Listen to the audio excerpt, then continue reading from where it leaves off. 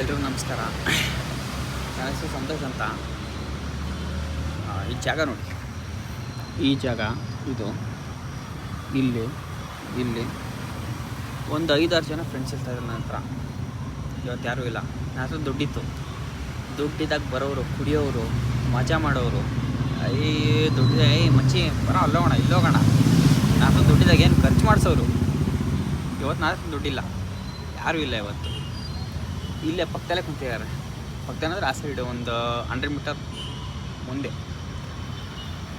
ನನ್ನ ಹತ್ರ ದುಡ್ಡಿಲ್ಲ, ಯಾವನೋ ಮಾತಾಡಿಸ್ತಾ ಇಲ್ಲ.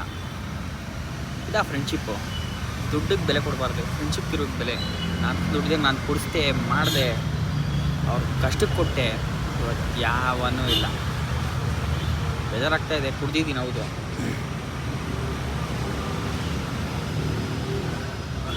ಈ ಥರ ಫ್ರೆಂಡ್ಸ್ ಇರ್ತಾರೆ, ನೋಡಿಕೊಂಡು ಫ್ರೆಂಡ್ಶಿಪ್ ಮಾಡಿ.